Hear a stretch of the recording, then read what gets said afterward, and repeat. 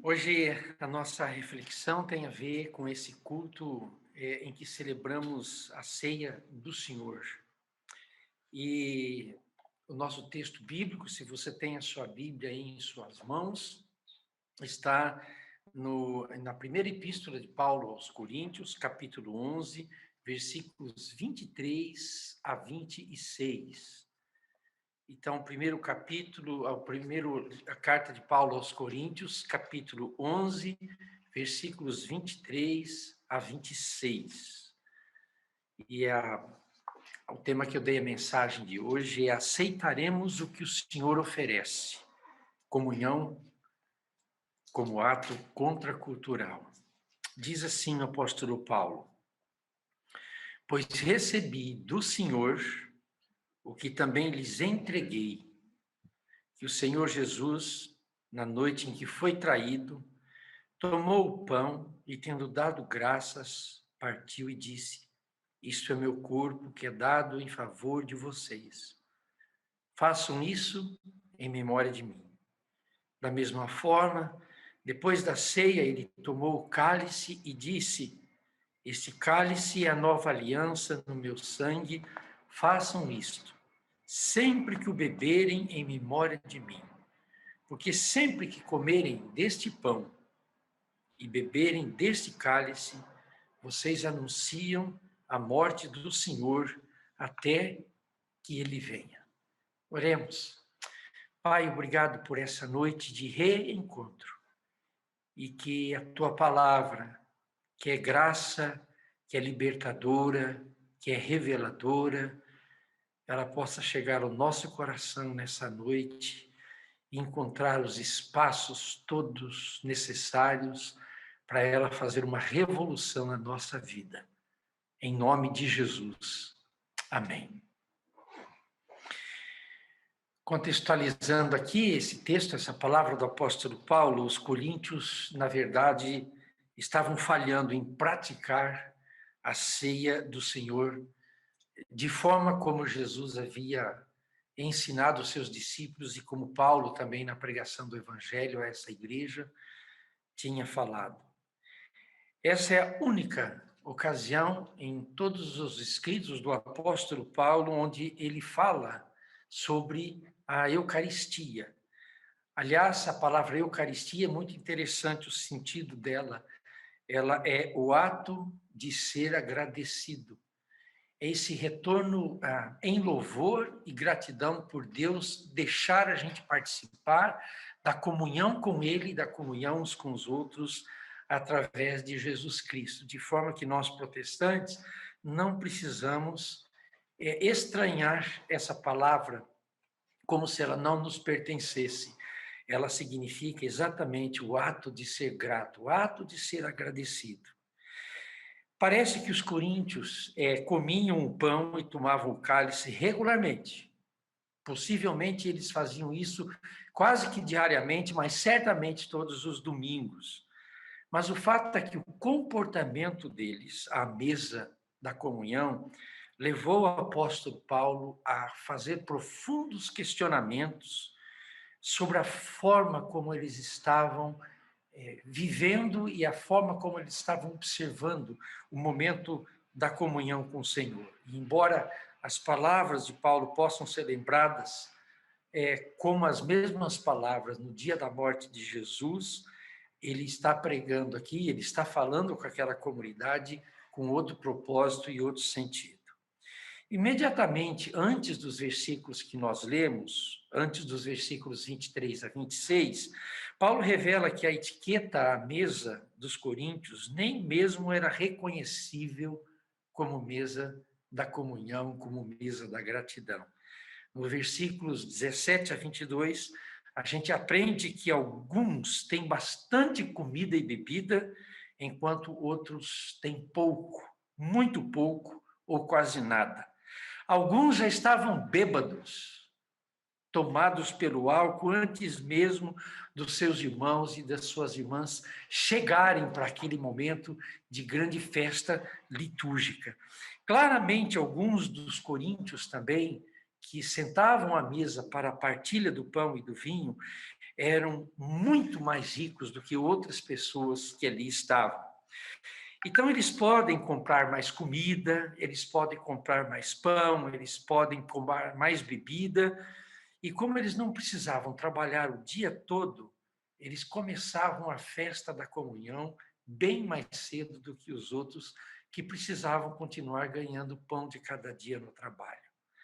Então, essas pessoas, diz Paulo, têm casas onde podem comer, têm casas onde podem beber, antes mesmo de vir a comunhão do povo de Deus.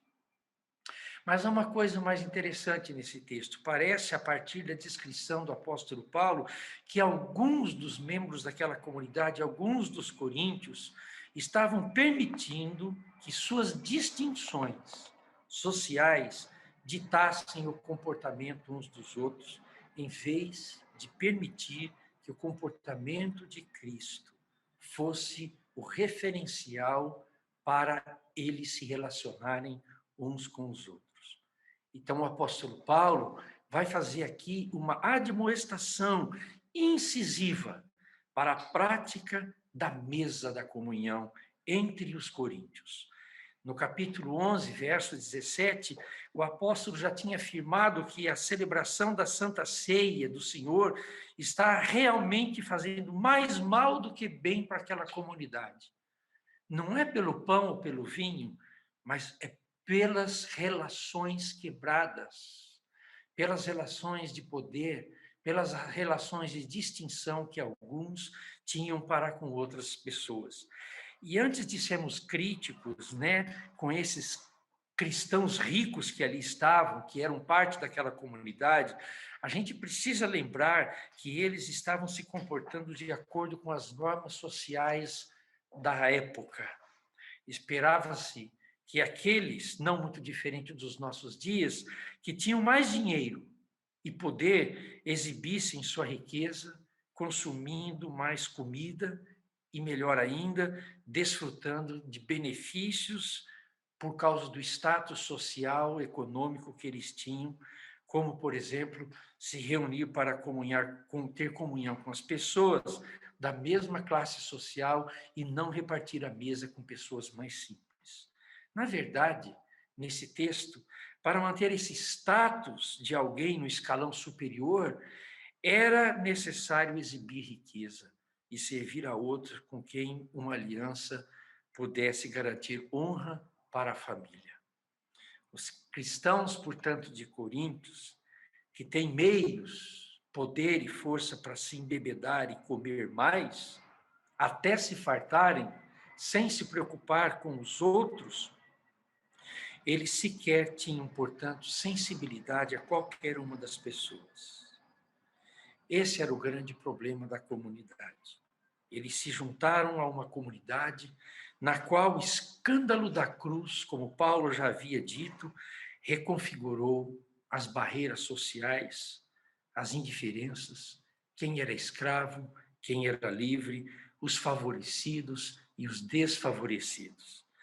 Eles professavam a fé em um Senhor que, embora tendo status igual a Deus, escolheu servir aos pobres, mesmo aqueles que nada tinham e eram desprovidos de tudo, seja da moral da época, seja dos bens.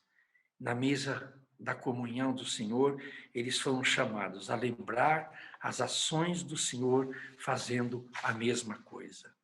Nos versículos 23 a 26, que são o foco dessa palavra de hoje à noite, Paulo contrapõe veementemente o comportamento dos coríntios, lembrando-os da história bonita e tremenda que Jesus contou na encenação da mesa do Senhor, quando ele reuniu ao seu redor os seus discípulos e discípulas. Essa história, Paulo avisa, não é algo que ele tenha inventado, mas sim uma tradição que ele recebeu do Senhor. É significativo, você que me ouve nessa noite, que essa tradição comece não com a oração e o partir do pão, mas começa com um passo antes da história. A maioria das traduções bíblicas, sobretudo as inglesas, no versículo 23, descreve o cenário dessa história da seguinte maneira, abro aspas, na noite em que foi traído, ele tomou o pão. O verbo ali usado, traduzido aqui como traído, é um verbo muito interessante no grego, paradidomi. Esse verbo significa simplesmente entregar ou passar adiante, como faz Paulo falando no capítulo 11, verso 2, com a transmissão das tradições. Como esse verbo também pode ser usado no contexto de ser entregue às autoridades, ele pode contar ser preso. Então, essa tradução comum para o inglês desse texto lembra a noite em que Jesus traiu Jesus, em que Judas entregou Jesus, em que ele negou ser discípulo de Jesus Cristo. E Paulo usa este termo para didomi, em referência à morte de Jesus, também em outro lugar. Lá em Romanos, por exemplo, 4:25, Jesus foi entregue por nossas transgressões e ressuscitado para nossa justificação. E, além disso, o apóstolo Paulo ainda afirma que Deus não poupou o seu próprio filho, mas o deu por todos nós. E em Romanos, na epístola, é claro que Deus é quem está entregando Jesus à morte. E num comentário feito, um autor chamado Richard Hayes, ele relaciona o uso de Paulo do termo paradidomi a Isaías, porque lá na versão grega, chamada Septuaginta, a versão do Antigo Testamento em grego, em Isaías capítulo 53, verso 6, esse termo significa o Senhor o entregou por nossos pecados. Então, a linguagem do apóstolo Paulo aqui nessa epístola, ela ecoa deliberadamente. Ele está fazendo de propósito a chamada de atenção que ele está fazendo aqui para aquela comunidade, porque as ações que eles estavam tendo uns para com os outros não foi a mesma ação de Deus ao dar Cristo por nós, para todos nós, a despeito de quem sejamos, e também Cristo como modelo de entrega, a forma como eu e você também devemos nos entregar uns aos outros. Muito bem. O que esse texto ensina para nós sobre a mesa do Senhor? Sobre a comunhão com o Senhor?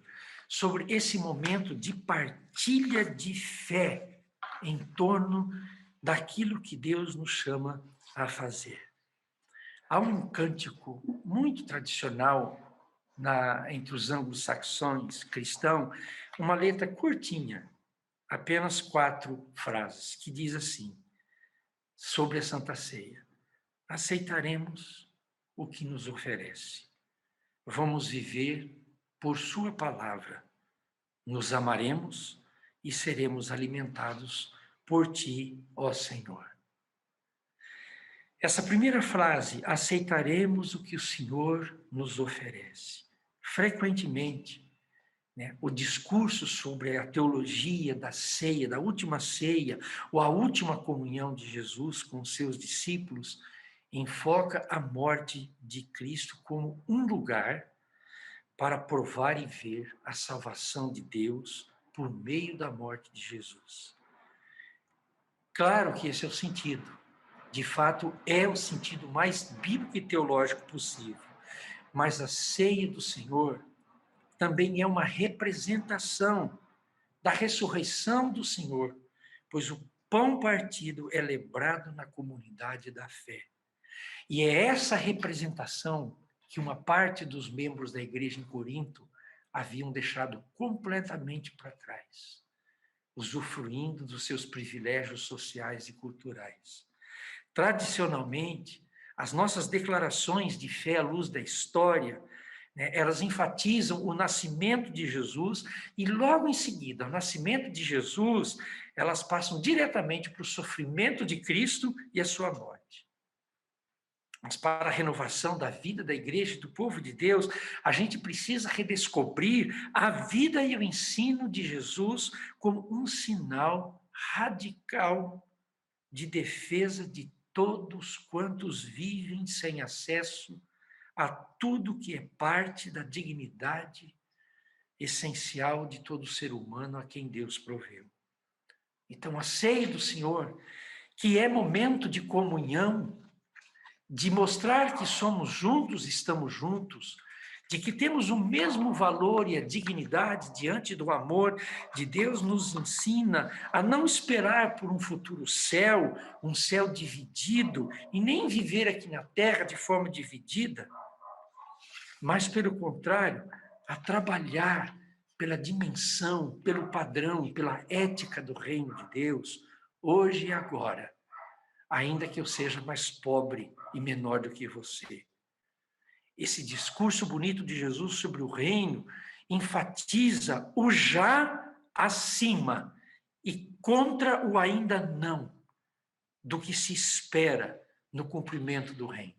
É como se fosse mais ou menos assim: a ceia, ela revela a simplicidade e a maneira igualitária que Jesus tratou com as pessoas e considerou as pessoas, ao mesmo tempo que reconhece que aonde vivemos agora, nós temos tudo para viver segregados uns dos outros, por causa de muitas questões, por causa de muitos motivos. É difícil nós compreendermos e absorvermos aquilo que a Bíblia diz quando a terra está cheia da sua glória. Como é que ela pode estar cheia da sua glória quando nós ainda estamos tão quebrados, feridos e divididos por causa das nossas diferenças? A comunhão, a ceia, é a atuação, um sinal da atuação, da transformação, que é a vida em Cristo.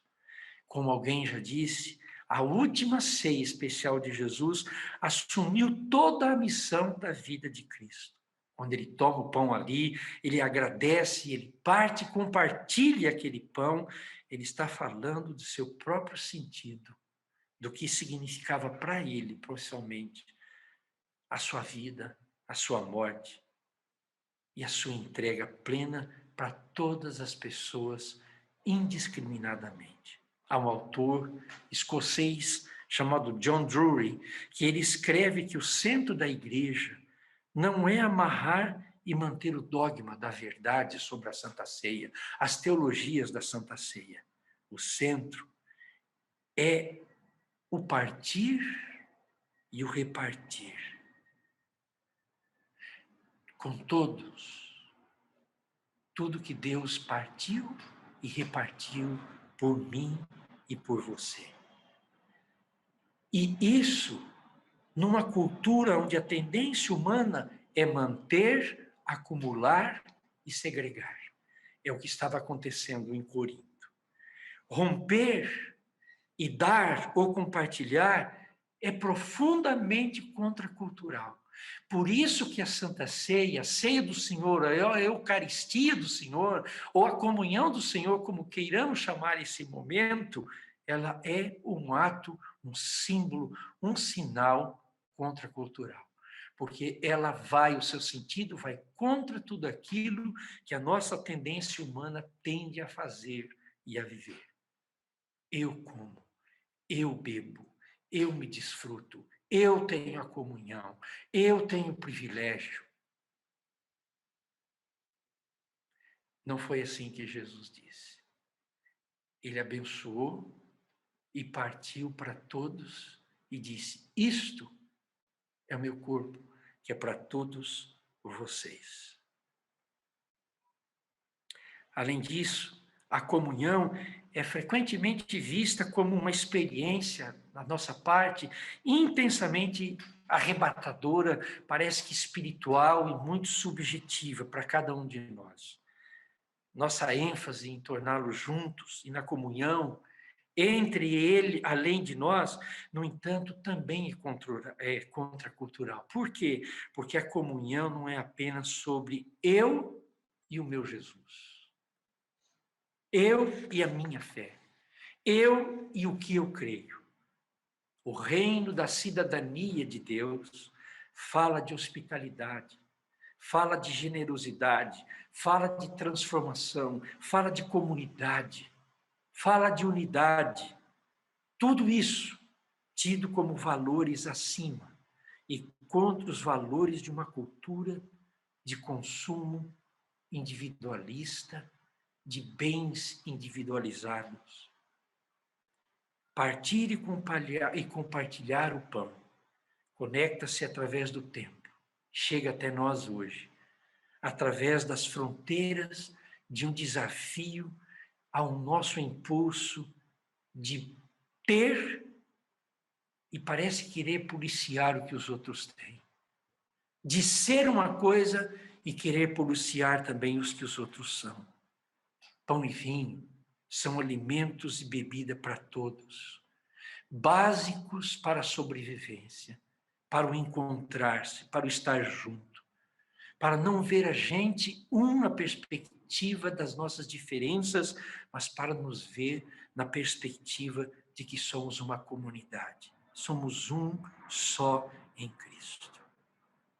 O reconhecimento disso desafia todo o dualismo perigoso que separa o sagrado do secular, o rico do pobre, o negro do branco, o domingo da segunda-feira, a ortodoxia da ortopraxia.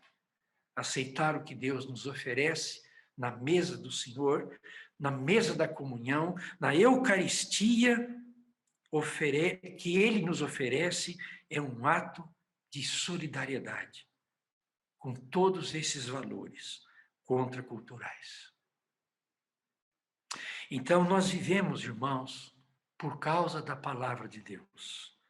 O Novo Testamento, especialmente os evangelhos, estão repletos de comunhão. Há histórias e mais histórias também da cultura hebraica definidora, lá já na libertação do Egito, da comida diária no deserto, a lembrança ritual da própria Páscoa, todos esses são sinais de hospitalidade, de abundância, de bem-querer, de sustento para a jornada que todos nós fazemos juntos. Que todos nós caminhamos pelo mesmo caminho. A igreja não é lugar de segregação. E a comunhão do Senhor, participar da ceia, é o sacramento que fala justamente o oposto. Ele é momento e situação, que fala como nós devemos ser. Por isso, o pão e o vinho é repartido para todos. Por isso, o nosso chamado é para nos amar. Sabemos que o partir do pão juntos era uma parte muito importante daquela igreja de Corinto, assim como é para nós também. Provavelmente, a ceia que eles celebravam era semanal. Ou seja, pelo menos uma vez por semana. E ao invés de se tornar um sinal visível de fraternidade, ela se tornou um meio para desfile de privilégios. Eu posso lembrar a minha primeira participação da Santa Ceia. 16 anos de idade eu tinha, quando tomei o primeiro cálice e comi o primeiro pedaço de pão. Para mim foi um dia maravilhoso. Eu chorei, eu derramei lágrimas, porque eu me senti tremendamente privilegiado, ao mesmo tempo que acolhido por Deus. Mas o tempo se passa, e para isso se tornar um costume, um rito, um adendo maior na espiritualidade, é muito rápido. Para aquilo se tornar simplesmente algo repetitivo na nossa vida, é algo muito rápido de acontecer. Não é apenas uma questão de memória. É uma questão de como a gente continua percebendo aquilo que é focal, aquilo que é essencial nas bênçãos e nas graças de Deus, que Deus repartiu conosco. Qual é o grande ponto central indo para o nosso fim, expresso na comunhão na igreja de Corinto e para nós hoje? É ame, ame e ame. Quando tornamos esse fato explícito, com gestos, sentimentos e olhares, a participação, mesmo de algo que acontece uma vez por mês, que vira um ritual da memória, é um novo compromisso com o povo de Deus, com a comunidade da fé, fomentada, moldada, abastecida pelo amor de Deus a mim, a você e a todos nós. A gente às vezes pode até argumentar que a comunhão é, em certo sentido, não tanto um ato de fé da igreja, mas ela também pode ser um ato missional, ou seja, todos nós pensamos muitas vezes que a gente vai ganhar alguma bênção especial só porque a gente participa da Santa Ceia. Eu lembro numa igreja, numa comunidade bem pequena, onde eu ia dar assistência de vez em quando, uma pessoa sempre acreditava que ela era portadora de uma enfermidade, ela sempre acreditava que quanto mais a Santa Ceia ela participasse, mais ela estaria exposta à possibilidade de Deus curá-la e sará-la. A Santa Ceia nos cura, mas nos cura sobretudo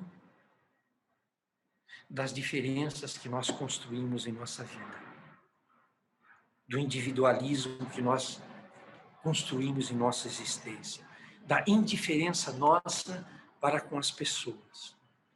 Partir o pão, experimentar e beber do cálice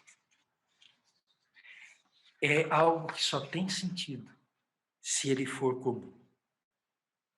Pela vida de Cristo, a ceia foi e é uma forma de mostrar que o acesso para a comunhão, a participação aos bens do reino de Deus é para todos nós. É para mim e para você.